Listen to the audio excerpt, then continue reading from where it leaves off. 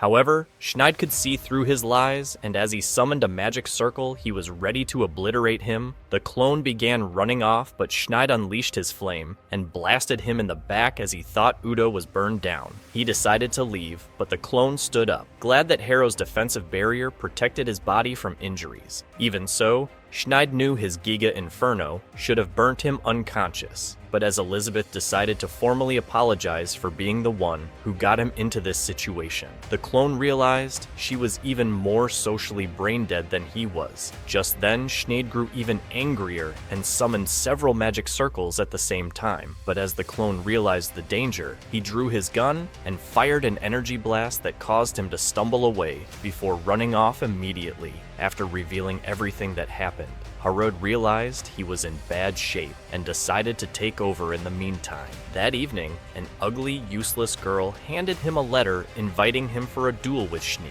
But as he turned it down, she told him that it was a royal duel that could not be rejected inside his room. As Harrod began wondering how he could put Shadel in his place, he noticed Elizabeth on his surveillance screen and thought she was leading herself into trouble that night. As Elizabeth arrived at Shad's castle, she decided to ask him to call off the duel and told him to focus on recovering from his injuries. However, the useless wouldn't quit and screamed at one student to heal his wound faster so that he could prepare for the fight. Sensing her desperation, Schneid told her to take off her plot armor, promising to call off the duel after seeing her massive cannons, as the dumbass believed his words. She began to take it off, however, as she decided to reveal her huge plot and was about to take off her diamond chestplate. The lights went out, and Elizabeth discovered that she's been teleported to another realm just then. Harrod threw her a towel and screamed at her to have some self-respect, because no one wants to see her worthless body at the same time. Schneid was wondering how he managed to get in the darkness, but Harrod appeared behind him, telling him that they were in a special dimension. When Schneid wondered who he is, Harrod said he was Vengeance, but before Schneid could blast him, Harrod caused a eyes block to grow on his shoulder, saying it's a punishment for his sins. As if it wasn't enough, it would clamp down into his shoulder every time he tries to use magic. So Harrod told him to stay on his best behavior. In the meantime, however, the loser thought he was bluffing and tried casting a spell, but the Vis block penetrated deeper into his arm, causing him to scream.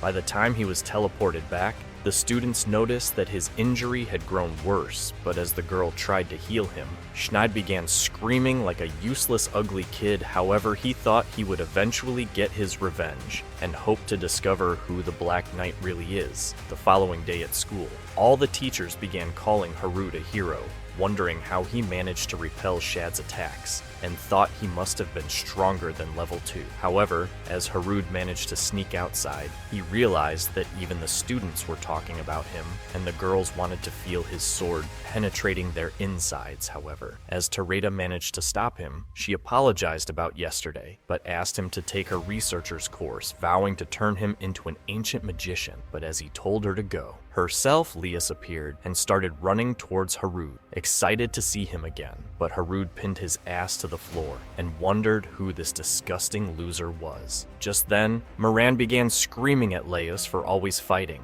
and after Haruto noticed her plot has developed, through the years he realized that the loser is Lys, so he released him. But as he began wondering why they came, Moran told him to join her research lab. At the same time, Lys tried saying that Harrod was better off joining his own lab, but as the ugly instructor began screaming that he belongs to her, Harrod realized he was sick of dealing with all these mentally ill morons. Just then Elizabeth arrived and asked to speak with Harrod, so as he realized the opportunity to ditch the losers, he hurried off with her, but Moran wondered who this ugly was stealing her daddy away.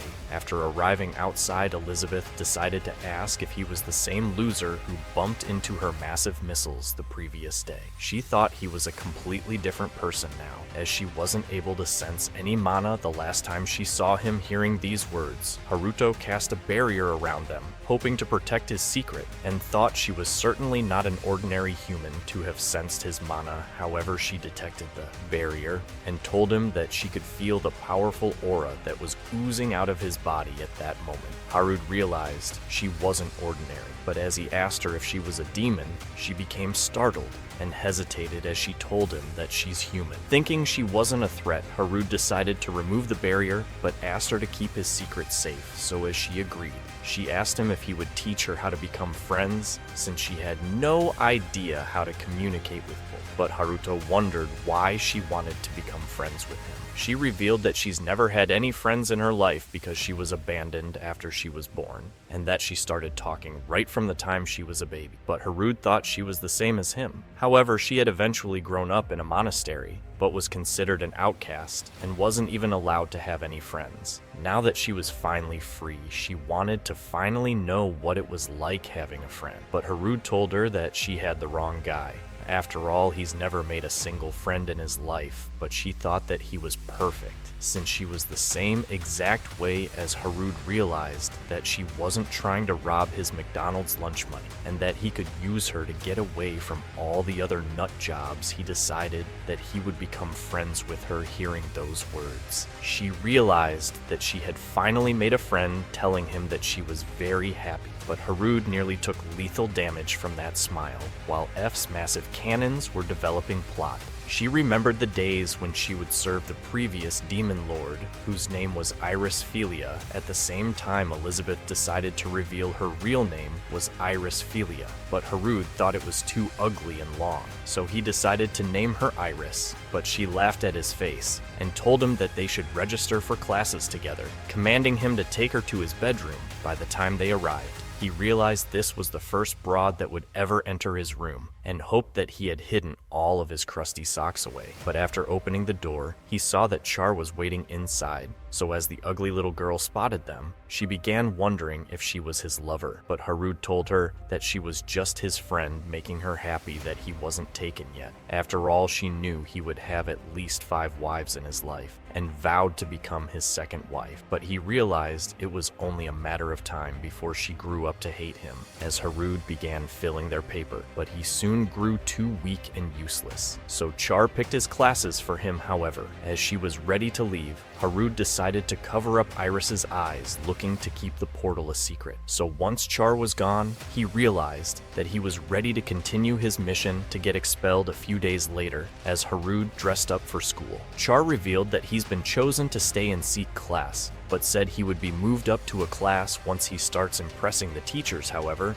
as Harud discovered, they were upper grade classes that Char had carefully selected. He thought he could easily fail them, and realized that it could be the easiest way to get kicked out of school. After arriving, he came across Iris and wondered why her ugly face was the first thing he saw. But as they started heading to class, she told him that she's in a class. But after she left, Lisa started wondering again if she's really human, so Harud told her that she is, but thought it was irrelevant since she wasn't evil. As he entered the CE class, all the students were stunned at the sight of him, but he thought they couldn't ignore his worthless body. As he decided to sit, the useless teacher began saying that they would be taking a test that would determine their promotion to the next class. However, Harud thought this was his chance to get kicked out even sooner, realizing he could easily write complete.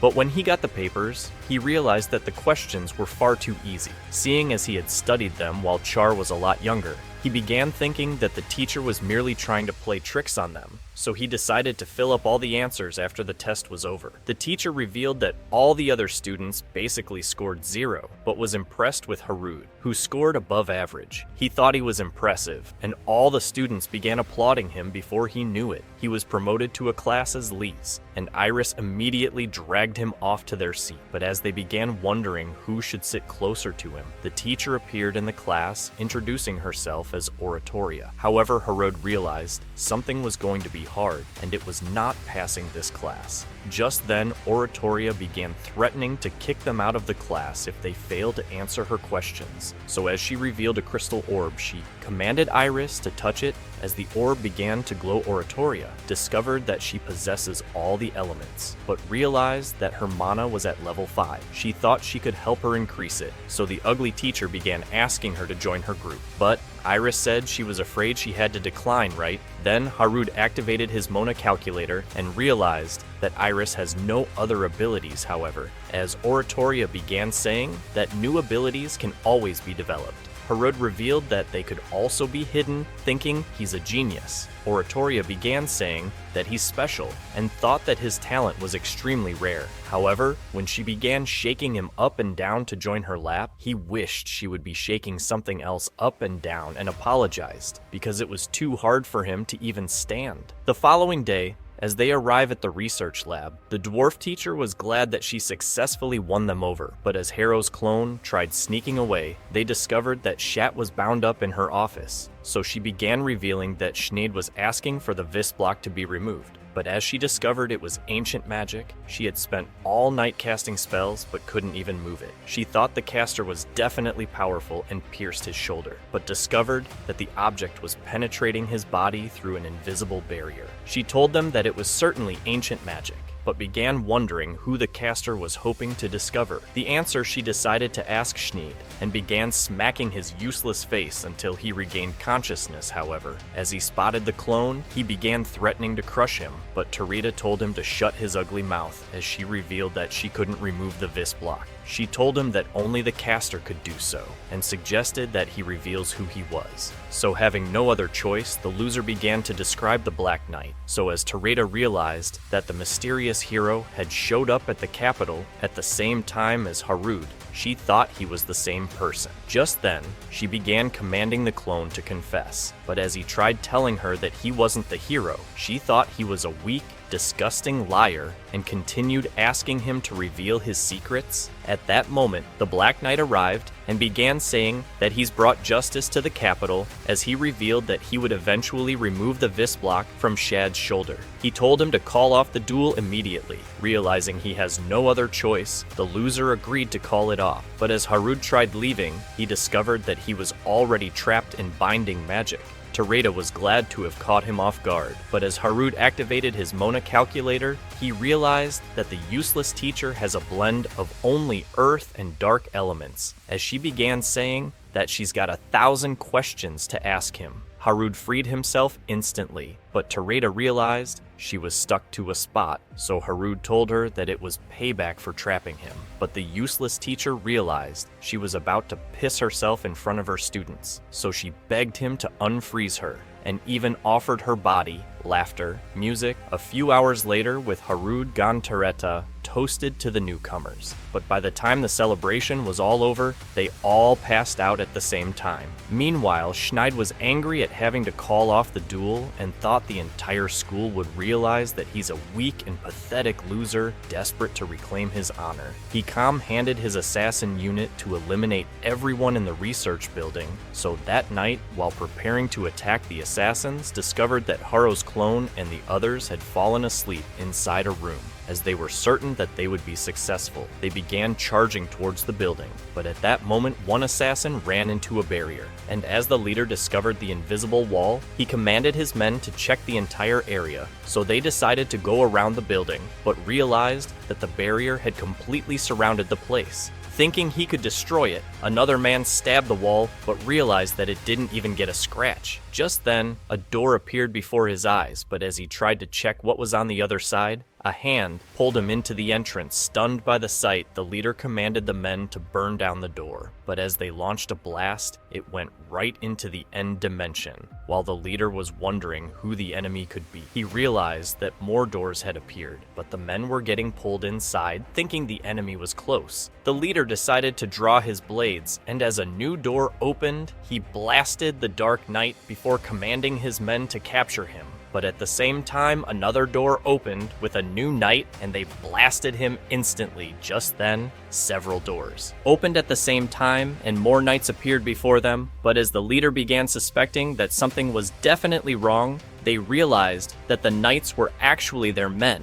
With the entire group in shock, Harud decided to reveal himself. But as the useless leader tried casting a spell, it shattered instantly, and he realized that he couldn't move his body. He revealed that he's already trapped him inside a barrier, and commanded him to confess the entire truth. So a few hours later, after dumping their worthless bodies in Shad's castle, Harud decided to replay his earlier command on his surveillance screen, but Schneid began wondering how he managed to do so. However, Schneid decided to inject his body with a venom, and immediately he began to expand into a huge monster and continued increasing until he filled up the entire room, while Harud was wondering how he became a botched experiment. The monster punched him out of the building, but he managed to land on the ground as the monster appeared on the rooftop. Haruo thought the venom must have transformed its body, so as it landed before him, he began wondering how he could end it. Just then, Char appeared on his surveillance screen,